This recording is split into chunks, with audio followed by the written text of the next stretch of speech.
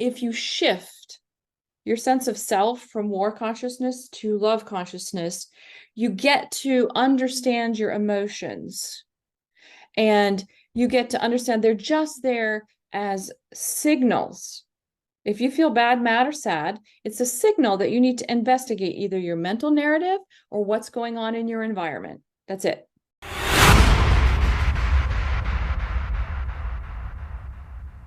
Welcome to another episode of the Matter Over Mind Experience. I'm your host, Master Trainer, and Weight Management Expert, Narado Zeco Powell. And who do I have for you today? Dr. Teri Baydar. Or if you know her personally, we call her Dr. Teri, right? So she's also the author of this awesome book, Flip Your Switch. You're going to love it. If you haven't read this book, go to your bookstore, go to Amazon and check it out. See, Dr. Teri is a renowned leadership expert and CEO whisperer. What does that sound? What does that even mean, CEO whisperer? So we're going to talk about like leadership stuff, right? Like how to, because a lot of times we think a leader is someone who just stands on the podium and yells and shouts and everybody and people just follow him. But no, today we're going to talk about real leadership, right? How to be the best version of yourself, ways to break from social constructs. I mean, what does that even mean? People don't understand that a lot of times we're down on ourselves because we're stuck in a rut and we're stuck in social constructs. How do we break free from those chains, right? How to understand systems that regulate us. We're not, we don't just get up and just do things every day. There are a lot of things that's going on in our subconscious and our unconscious mind that's guide us on a daily basis. And this is a powerful episode that's going to bring those things to light. And of course, your boy is crazy in the brain. So you know what else I'm going to come up with in this episode, right? So get ready, get your kombucha, get your healthy drink, and watch this episode. If you don't want to see my pretty face, you can just go on Spotify, Amazon, and you can or Google, wherever, Apple Podcasts, and you just listen to it. Listen to my beautiful voice. But with that being said, Dr. Teri, let me remind everyone, I always forget to do this now. The Zeco recommendation page is live again. So it has all products that I recommend for health, fitness, weight loss. Most of these things I use on basically a daily basis, and wonderful discount codes. So I'll make sure that the Zeco recommendation page, that link is in the description of the podcast as well. Now, enough of me. Dr. Teri Baydar, welcome to the show. Thank you, Zeco. Thank you so much for being here. Yeah, I'm excited. It's cool. I'm excited myself. And you've been speaking for like 20, however years. I don't want to give away your age to anybody, but that's all right. You've been doing this for a long time. You've been doing this a long time. So let's talk about it. So first, let's talk about the book, Flip Your Switch. I couldn't pick it up there. Flip Your Switch, Flip Your Switch. So what inspired you to write this book? And how does it really differ from like other self-help books? Well, I'll start with the second question first. How does it differ from other self-help books? Because I got fed up with it, the self-help stuff. It's like there's some good stuff in there, but they're long, they can be laborious, or they go into some one little corner or something, and that's it. And I was like, no, because I have been in at least over 30 years in personal development, leadership, all of that, behavioral modification, all of that. And so I really wanted to make a book that was like the MC squared, like just what you need to know to get yourself in the right mindset to be successful. Now that means physically, mentally, emotionally, professionally, absolutely on every single level. What does it mean to be happy, successful, and living the kind of life you want to live? And that's why I wrote the book, because I really wanted to do that. And I found that the self-help bookshelves didn't have what I wanted, and they weren't telling me things that I already knew from my practice as a leadership coach. And so I boiled it all down. And it's really about the love consciousness and understanding the two forms of consciousness that we toggle in and out of every day. And most of the time, the world is coming at you from a war conscious perspective.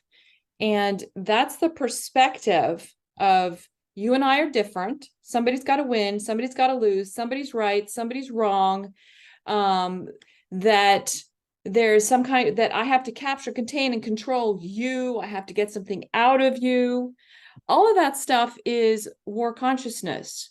And unfortunately, it's a little too predominant in our society and in our business and in the way we deal with each other. Now, the other side, which is actually healthy, where people get happy and successful, is love consciousness. Now, that's on the other end, and that's where we understand that we're all in this together. We're all connected. We just had a pandemic. Hello. How are we not connected? I breathe in, you breathe out, you breathe out, I breathe in. I mean, it's like, right? We're So connected. what I'm hearing is that it, like we're like in the introduction when I was saying it's down to a subconscious level. Because I think I do agree with you. I've known many of my colleagues and friends, especially like those of us who've been in the health field for a while or health field for a while.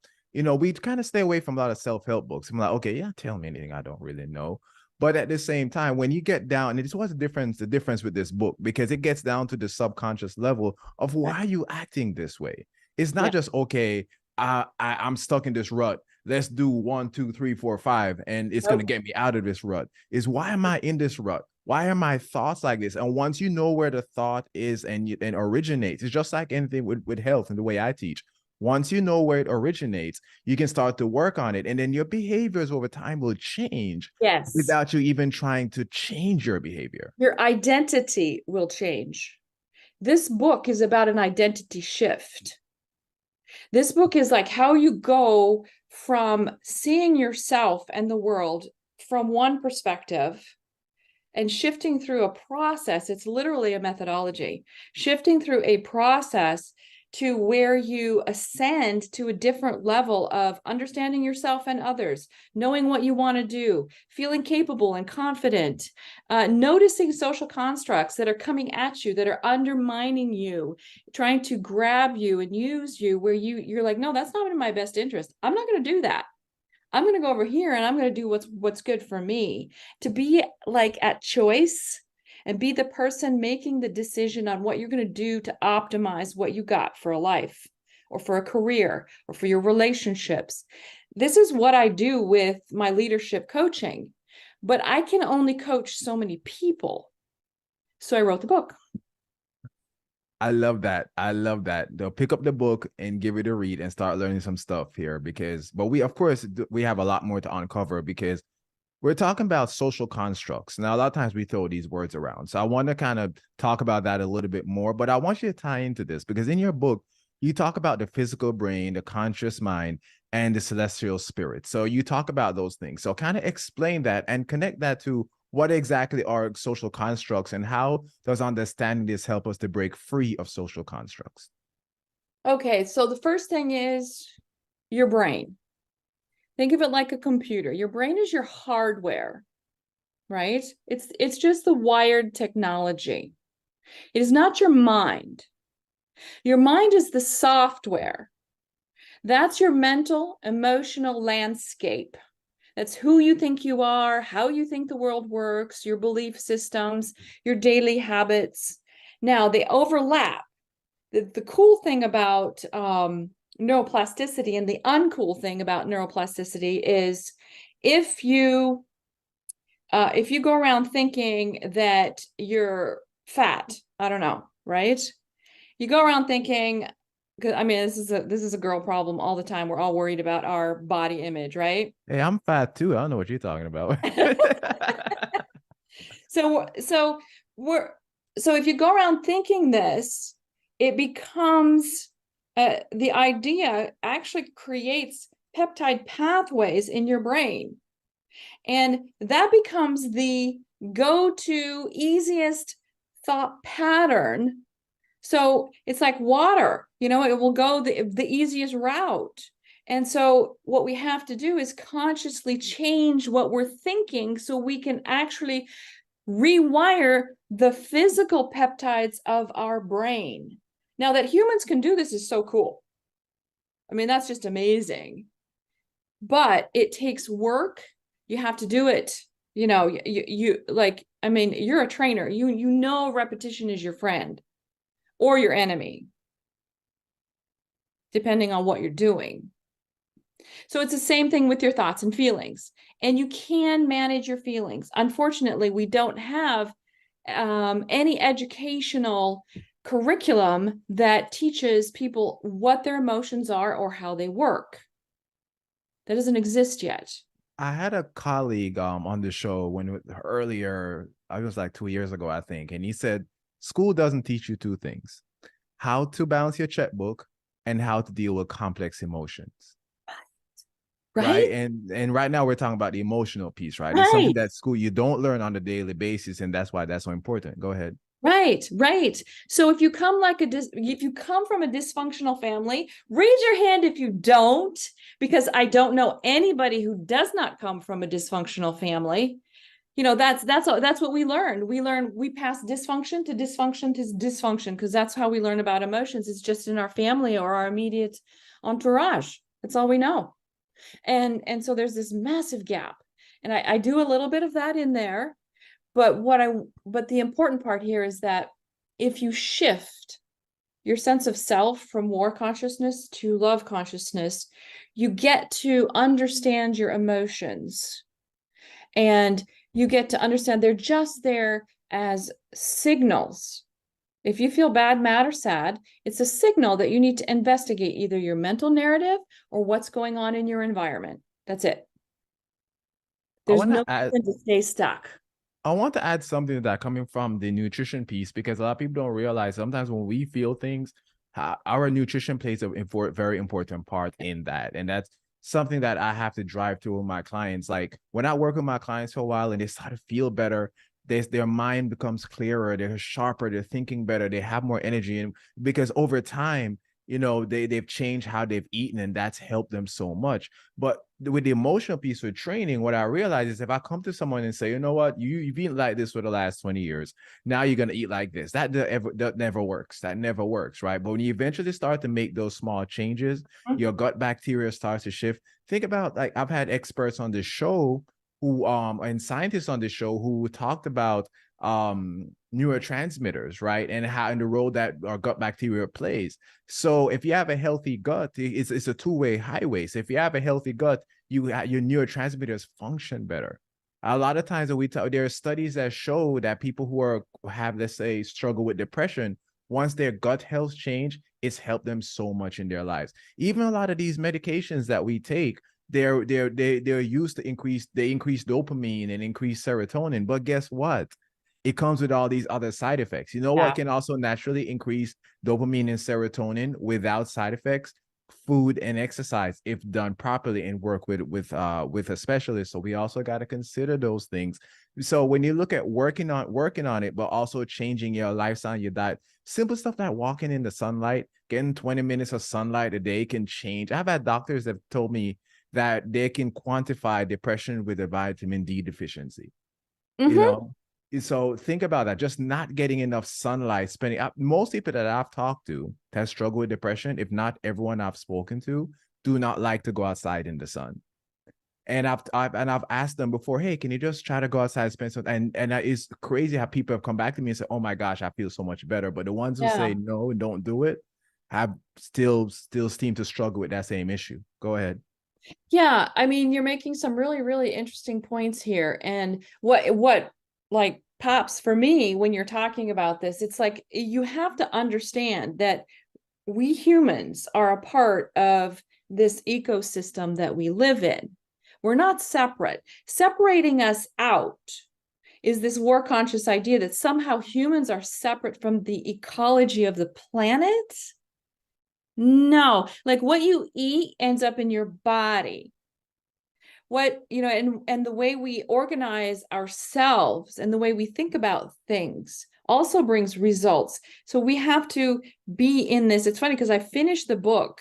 The last part of the book is all about how we have to be love conscious in the way because love consciousness is about comprehending, using compassion, um, trying to figure out the whole story. What is the right thing to do? And what is the optimal thing to do? We're not trying to crush nature. We're trying to work with it. Same with our bodies. Like taking a pill to suppress a symptom is a very war conscious thing to do to your body. Like you're creating more problems and you're waging war on your body. Mental, emotional conflict inside you. That is war consciousness. That is like the playing field that you have to start in is like in your mind, in your body, in your heart. Get in alignment, get in balance. And there's a lot in the book about how to do that kind of thing. Less on the physical, more on the mental, emotional. I love that. And I want to say something here because I just want sure my viewers and my listeners are not confused. And I also do not want to get sued because apparently I'm big enough to get sued now. I'm not saying you should throw away your pills. I'm not saying you should not seek help. I'm not saying you should not take medication. Just be clear on that. What we're saying is that there are other things that you can do aside from that. Because if you spend a lot of time just trying to hammer at the problem, that's a very war conscious mindset. But going down to the root of the issue and then start to slowly work on those issues can make a complete shift in your life. I've known people who've gotten off social media because they realized that they were spending so much time and being fed so many negative things from social media. That's one way of looking at it. There are people who are starting to read more and start to put more positive, feed their minds with more positive things. Like I was saying, getting outside, spending sunlight. If you look at a dog, for example, right? My neighbors around here, pretty much many of my neighbors have dogs, right? I sit outside and play guitar a lot. And a lot of times I'm sitting playing guitar and their dogs always watch me play.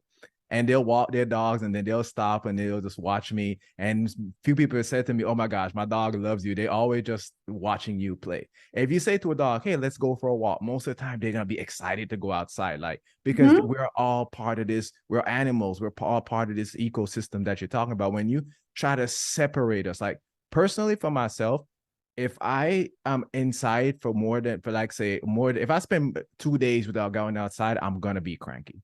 Oh Like I yeah. have to be outside summer. My uncle, who lives in New York, as cold as it is, goes outside every single morning.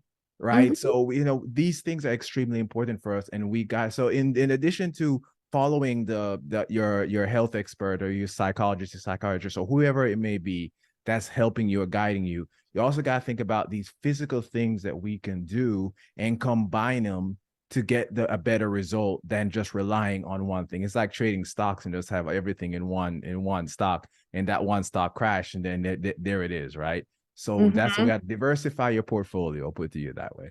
But Yeah, and think for yourself, right? yes, Like you got to take responsibility for your mind, your heart, and your body. yes, You know, if you're not doing exactly. that, then whose life is it? Yes, I love that. I love that. You got to take responsibility, be safe for your mind, your spirit, and your body. That's what you said, right? Everything. Yeah, I yeah. love it. I love it. I got a couple more things to talk about because we still didn't really get into social constructs. So I want to talk about that for a little bit. And one of the big things we're also going to talk about is understanding systems that regulate us or personal independence and confidence. So we're going to get into that booming part at the end of the episode. But, I got to take a quick break, give Dr. Teri a break, and have you listen to me a little bit because I want to talk about one of my favorite companies, probably my favorite company at this point. I want to talk about AminoCo, right? They produce Heal, which is 100% science-backed essential amino acid formulation designed to reduce recovery times and improve physical function by accelerating muscle repair by helping you maintain a healthy inflammatory response. Why is that important? Healthy inflammatory response. Because we're inflammatory a lot. We're all confused. Oh my gosh, inflammation is bad. Inflammation is not necessarily bad. Chronic inflammation and not being able to respond to inflammation properly is the issue. Because when you work out, guess what your body creates? Inflammation. When you're sore and you're tired, those are all signs of inflammation. So you want to be able to respond better to inflammation, right? That's why your diet is so important, and supplementation can also be very important when it comes to training, because your body creates inflammation when you train. So Heal, because it has essential amino acids, creatine, and whey protein concentrate, is already in free form for your body to use. So you drink it. I use it as an intro workout, or you can drink it post workout. Your body can utilize it to help you to respond to that inflammation. I absolutely love it and drink it daily. In fact, sometimes I give samples away to like my friends, and they're like, "Oh my gosh, I love this. Let me go on the website and check this out." I never knew how amazing this was, because not only are they essential aminos, but the scientist, Dr. Robert Wolf, put these essential aminos together in a particular proprietary blend, my apologies, because he knows how well they work together. And then creatine, right? And we know creatine's been studied. I mean, it just pretty much everyone that trains intensely use creatine. I mean, creatine is, if there's any supplement I say you should take, for most people at least, please consult a medical professional. I would say it's creatine. And then the whey protein concentrate, again, are all in that free form that your body can use. And you know your boy, when you train, I go hard in the paint. So something like Heal is something that I use and absolutely love. And if I recommend it, it's because I do. Something else about the Amino Co is that they have all natural flavors that I prefer, right? So just check out those flavors. When you go on the website, you also see my handsome face smiling at you. And you see the all natural flavors. Those are my favorite ones. So check them out. Anyway, I love this study where the net bounds protein, whole body protein synthesis and breakdown were measured. And they looked at one scoop of Heal to no, I'm sorry, it was 1 to 2 scoop amounts of Heal with high quality whey protein. Then the net balance whole body synthesis and breakdown were measured. And the response to Heal was found to be 3 times larger than whey protein on a gram to gram basis. 3 times larger. Again, because with whey protein, there's a lot more to break down. But with Heal, it's already in that free form that your body can use extremely well. Now, the website is aminoco.com, says Zeco Health. You click on it, you get 30% off Heal and Perform, basically all their products, but Heal and Perform are my 2 favorite. And those are the ones I use pretty much every day. But of course, the website is going to be in the description of the podcast. So you can click on there and get your 30% off. Now, back to the regular scheduled programming, because I think I just fumbled through a couple parts of the of that presentation a little while ago, but you know what I'm trying to say. Now, let's get back to it. Let's talk about social constructs, right? So that, Dr. Teri, when somebody said that word, what do you consider to be like social constructs? There are so many, and the thing is, they're so in us that it's really hard to identify a lot of times. But I'll try to take some of them that are just sort of like everyday, not too gritty, and then we can see how gritty you want to get about it. For example, there's one thing that I debunk in the book, and that is what I call the happiness formula lie. Now, that is a social construct that if I get the right diploma and the right job and the right spouse and the right house and the right car, and I live in the right neighborhood, and my kids also go to the right school, then I'll be happy. I mean, no. And there's so much marketing and the consumer, it's called actually psychological marketing, to create and manipulate people into thinking they need all of these particular things in order to feel successful, feel good about themselves, to move forward in life. That, like, oh, I can't make that smoothie unless I have this blender, right? I got to get like this $500 blender. Not that I'm against them, but I got to have that one. Otherwise, I can't stay on my diet. No. So these are all these narratives that we have in our heads, and these narratives come from what is a group mind. That's why it's a social construct, because we all buy into it. We all buy into it. And this is what causes so much conscious or unconscious bias about everything and anything, everywhere, all of the time. So are you saying then that social constructs are tied into how people or how we think people may feel about us? Uh-huh. All of it. All of it. So, but like, for example, I was at a talk, and this was I do a lot of stuff in the startup community. And in this particular startup community, it was mixed ages, everything. It was completely diverse. And we're going to get this business specialist was going to come and talk to us about business models of the future, right? And there's a lot of like I'm in Boston, there's a lot of Harvard looking young white guys out in the back of the room, in these dark suits, like these suits that must cost like a fortune. And then, and I was there with a friend of mine, and we're trying to figure out who's the speaker. Who's the speaker? And we are like looking and we're thinking it's probably somebody in a suit, right? These are business models. They're going to do this. It's like probably somebody in a suit. And we're looking, and then comes down the aisle this woman. She's about she's like this wide, she's this high, and she's probably at least 65 or 70 years old. And she's just kind of like just making it down the aisle. She's going up to the podium because she's the speaker, this little old lady. And we looked at each other and went, like, look how stupid we are. The frat boys in the back ain't going to do anything. She's the one with experience. She's the one that knows, and she's the one that wrote the book on it. Like, what are we thinking? But that is a social construct. We're just thinking it's got to be somebody in a suit, and probably And it's a dude. and that's why when I asked the question, I said, like, is it's how we think people are thinking about us. Or we Because think about other people too. It goes both ways. How we're thinking about other people and how they're thinking about us. and most of the time, guess what? It's probably not even true. And it goes beyond that. It's sort of like really, really deep in like, okay, so we could look at matrimony. Matrimony is very different in different cultures. But like here, it's two people. Now there are lots of countries it's not two people. But our social construct of what it means to get married is two people.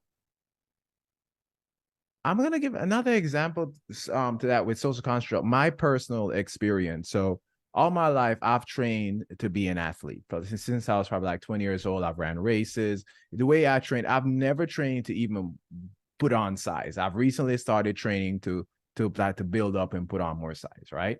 However, because I'm in a new group now, and the people that I'm around more are bodybuilders, and they essentially are bigger than me. But in my mind, like, a lot of people come up to me and say, "Oh, you look really good," and such and so forth, right? But I'm like, I don't look as good as that guy. But that guy's been trained to be a bodybuilder the last 20 years. I've been training to be an athlete the last 20 years. So our goals are different. I'm faster in some ways, stronger. I'm more athletic than that guy. But in my head, I'm thinking he must be thinking, "Oh, this guy is just scrawny," or whatever the case may be, right? But again, so when people come to me and give me a compliment about how good I look, in my head, I'm like, no, I don't really think I look that good. And I just keep comparing myself to other people. Now, lo and That behold, is more consciousness. right. That is Exactly. more consciousness. Comparing yourself to other people. You're not other people. You have a unique path.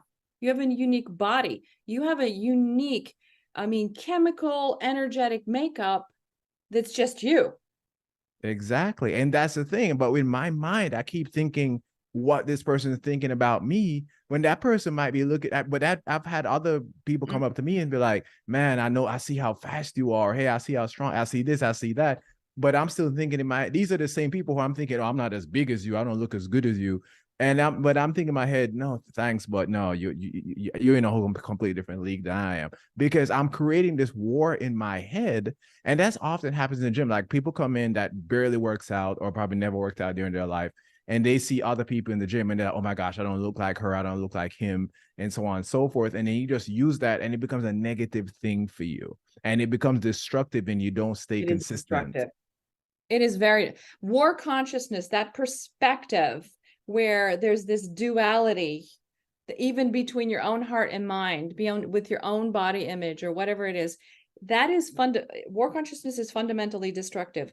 Love consciousness is fundamentally constructive. That's where we make great products. That's how we create great relationships, because we want to comprehend what's going on before we jump in and try to manipulate something. We want Love to understand. love consciousness. Now let's talk about that then, because now we're getting like really, really deep, right? So we're talking about love consciousness, and this is like the pretty much the last big question that I kind of think of have top of my head right now. But we want to understand the systems that regulate us, right? So when you're talking about love consciousness and war consciousness, those are the systems that I'm thinking about, unless you're thinking of other things. So let's talk about how those systems that regulate us, and how can we change that to break free from these thoughts that we have in our head? Well, most things in nature are fundamentally love conscious. Nature's not going around trying to make profit off of the tree next door, right? The trees are just growing, their animals are just doing their thing, and unless they're really hungry, they usually don't even eat each other. Like they don't do that. They're not trying to accumulate stocks on the backs of other people. They're just not calculating and manipulating. That is fundamentally war consciousness, where you want to capture, contain, and control something or someone, and you're calculating and manipulating from this left brain kind of perspective. You're in war consciousness, and you do it to yourself. Like, you want to heal your body. You don't want to manipulate your body. You don't want to twist it into something that it's not. You want to optimize its natural, healthy, love conscious state. In love consciousness, that's when we seek actual solutions, things that are going to help us. We want to understand, well, what's the overall formula? How do things work? And what can I do to optimize this with what I have? Or how can we work together to make it better?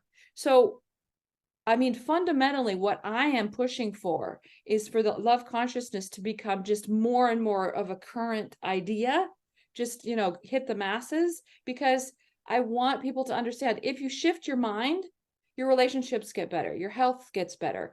You can just be a better person. Now, you have to do a lot of things. You can't just own your way into it. That's not going to work. You have to really do some stuff. And the book lays it out pretty well.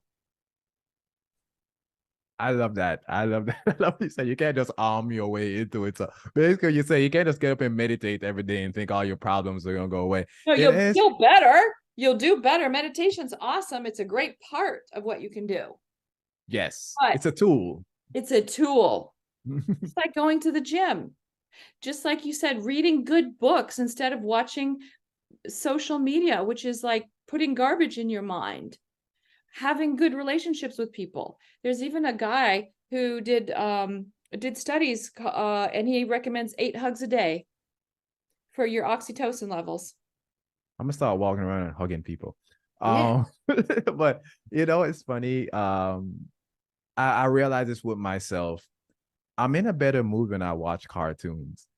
And when I'm talking about cartoons, I'm not talking about adult cartoons. I'm not talking about anime. I'm talking about cartoons that I watch with like my 8-year-old cousins. Like Phineas and Ferb. I don't know if you ever watched Phineas and Ferb. I love Phineas and Ferb. Big City Greens, that's on Disney. I love Big City Greens. Like I've watched these cartoons over and over and over and over. Sometimes I'm running an episode, like we're interviewing, and I have a cartoon in the background, and I'll just like it's just there, and then I'm finished, edit or whatever I'm doing, and then when I'm done, I just get something to eat, and I'll sit and watch my cartoons, and I'm in so much of a better mood because I'm feeding myself that innocence, that joy, that those things that gotten away from us as we become adults. Like a funny story before we get out of here. I just came back from Jamaica about a month ago, and that's where I was born and raised, and that's where the funny accent comes from, everybody. And I was sitting there with my aunt and my cousins, and they said something, and my aunt said something about hop, skip, and jump. And I just bust out laughing, like out of nowhere, like just a random laugh. And my cousin's like, "What's wrong with you?" And I was like, I was thinking about a Phineas and Ferb episode when Dr. Doofenshmirtz said hop, skip, and jump. And I told them this story, and they're like, "Oh my God, jumping is really wrong with you." And everybody just started laughing. And then later on, like a couple of days later, my cousin, he just started saying something, and he just started busted out laughing. And we're just having a good time. And me tell you, that week I was in Jamaica with my family, like I slept so well. I came back with such a joy on my face. And even now, I still just talking about it. And we've connected too, because I don't talk to them or see them as much because they don't live here. But now that we connected again, I come back and we talk more often, and we laugh and joke and those things. That oxytocin you're telling you about. I was just telling one of my clients yesterday, I haven't talked to him in a few weeks, and I was telling him, I was like, look, I felt so much better, like from that experience, and I was sleeping so much better. And even now I still am sleeping so much better. And it's that oxytocin, it's that love that we have for one another, and that comfort, spending time. Like sometimes when people say to me, I'm not a people person, I'm like, you really got to reconsider that, because we can't separate ourselves from the Right. world. We can't separate ourselves from other people. It's just not one of the reasons why I like working in a gym, in addition to everything that I'm doing, is because I know I could make more money if I take more online clients, but I just love working with people. I love talking to people, and just having that. And sometimes, and most of my clients, honestly, we become lifelong friends. Like they stay with me not because they want me to teach them, but they just look forward to coming to coming to the gym and working out together and stuff like that. So those things are just so important. But go ahead, Dr. Terry. What I think you have Yeah. to say. I love what you're saying here, because ultimately love consciousness on a planetary level becomes, what do we do for each other? How do we help each other? How do we come together for some kind of greater good? Now, for a lot of people who are stuck in war consciousness, they're like, oh, that's all silly stuff. That's never going to happen. I actually don't believe it, because I think this is the MC squared to how we save the planet, how we help each other, because you have to get into that state of love consciousness if you want to be happy, do anything well. You got to love it. You have to have that good feeling about what you're doing, and you have to have that open-mindedness, and you have to have some kind of sense. And I actually do a course called it's not really a course, it's sort of like a group conscious conversation, and it goes for 14 months. It's called Cultivating Joy, because that joy thing is something we do not talk about enough, and we do not practice it enough. We let it go because we think, oh, I feel joy because I'm driving out of the dealer with my new Mercedes or something. That is not joy. No, that's very short-term satisfaction. There's True. nothing That is so true. Absolutely love that. That is so powerful. And with that being said, you just really, I mean, this is a fact. But by the way, I'm gonna say, if you ever start selling clothes with the word terms love consciousness, I would definitely buy some, I'm because gonna. I love that. Like seriously, I would Yeah, definitely buy some and recommend it, yeah. because That's that on is so the beautiful and I love yeah. it. So let's stay in touch if you're definitely gonna do that. But with that being said, though, so let's tell my client, not my clients, my audience, my beautiful, wonderful audience who I love so much. How can we learn more about your work? Get in touch with you, like learn about your course, for example. Well, the course on joy is going to start on September 27th. So I don't know if this is going to air in time, but it's on loveconscioushuman.com. So that's my online real estate for normal people, for everybody. Loveconscioushuman.com. Now, my leadership coaching is whitelilycoaching.com. So loveconscioushuman.com or whitelilycoaching.com. You can also hit me on Instagram, or that's Dr. Teri Baydar 1 on Instagram.